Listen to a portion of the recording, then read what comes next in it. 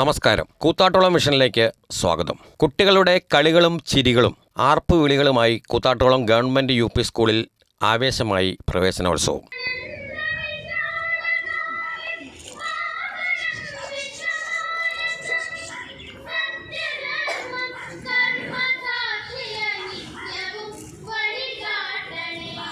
ഒന്നാം ക്ലാസ്സിൽ 100 കുട്ടികളും പ്രൈമറി 150 കുട്ടികളും ഇതര സ്കൂളുകളിൽ നിന്നായി 20 കുട്ടികളുമാണ് പുതിയതായി സ്കൂളിലേക്ക് എത്തിയത്. ഹെഡ്മിസ്ട്രസ് TV മായ സ്വാഗതം പറഞ്ഞു. UP സ്കൂൾ കഴിഞ്ഞ ഒരു മാസക്കാലമായി കഠിനമായ പരിശ്രമത്തിലായിരുന്നു.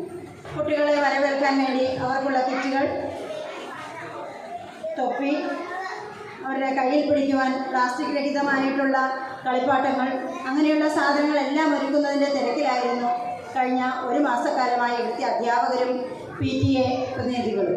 കൂത്താട്ടോളം നഗരസഭ ചെയർപേഴ്സൺ വിജയ ശിവൻ ഉദ്ഘാടനം നിർവഹിച്ചു.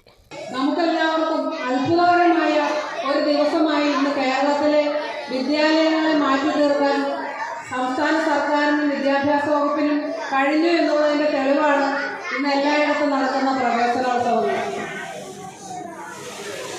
കേരളീയരുടെ പ്രത്യേകത എന്ന് പറയുന്നത് വിദ്യാഭ്യാസത്തിന് പ്രാധാന്യം കൊടുത്തുകൊണ്ടുള്ള കുട്ടികളെ സ്കൂളുകളിലേക്ക് അയക്കുന്നതിനുള്ള ഏറ്റവും സന്തോഷത്തോടു കൂടി അവർക്ക് വേണ്ട സൗകര്യങ്ങൾ ഒരുക്കി കൊടുക്കുന്നതിനുള്ള പ്രവർത്തനങ്ങൾ ചെയ്യുക എന്നുള്ളതാണ്.